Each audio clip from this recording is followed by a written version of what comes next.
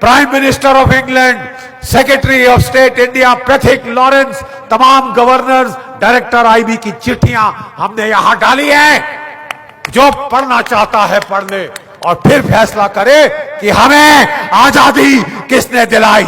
70 साल तुमने झूठ बोल लिया है, लेकिन तुम्हारा पर्दाफाश हो चुका है। सत्य में एक बहुत इनकन्वीनियंट आदत है, वो निकलता है 70 साल बाद, 100 साल बाद आप उसे दबा नहीं सकते।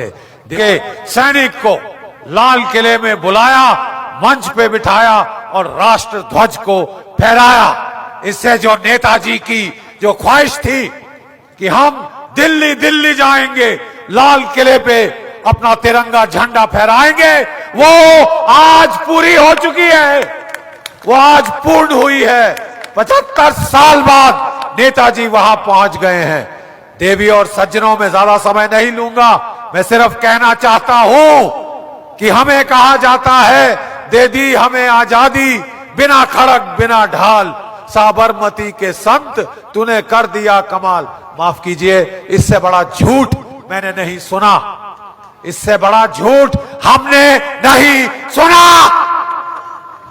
60,000 की आजाद हिंद फौज थी, जिसमें से 26,000 शहीद हो गए, अभी भी बैठे हैं 110 साल के हमारे बूढ़े सिपाही, और देखिए उनके बच्चे पहलवान जो उनके साथ बैठे हैं।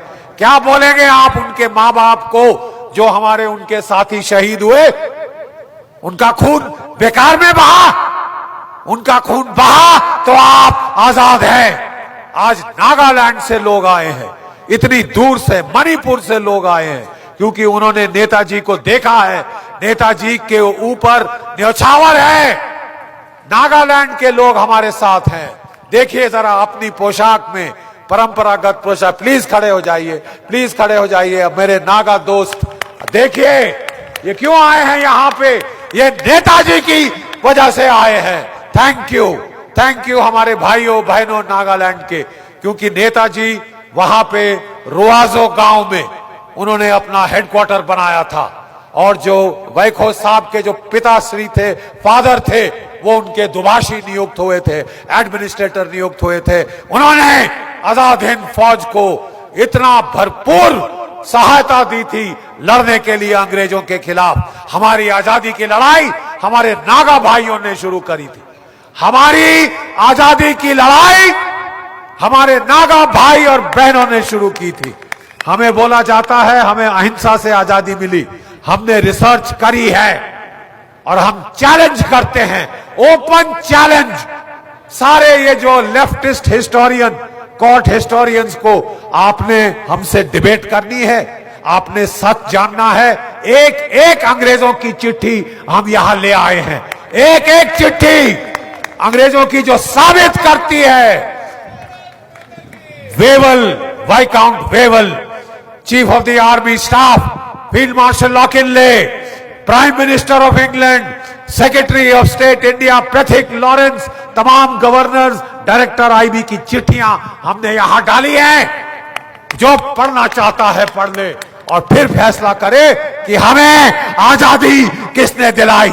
70 साल तुमने झूठ बोल लिया है, लेकिन तुम्हारा पर्दाफाश हो चुका है। सत्य में एक बहुत इनकन्वीनियंट आदत है, वो निकलता है 70 साल बाद, 100 साल बाद आप उसे दबा नहीं सकते। देवी और सज्जनों, आज हम नेताजी के सिपाहियों को राजपथ पे लाए हैं, राजपथ पे।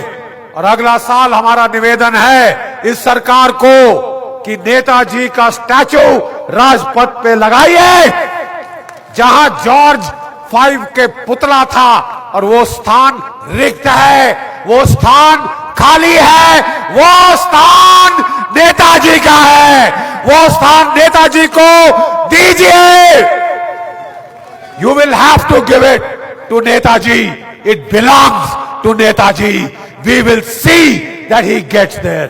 हम देखेंगे भारत के लोग आपको नेताजी को जॉर्ज 5 की कैनोपी के नीचे लगाना होगा, क्योंकि असली लिबरेटर, आजाद करने वाला नेताजी के सिवाय दूसरा कोई नहीं।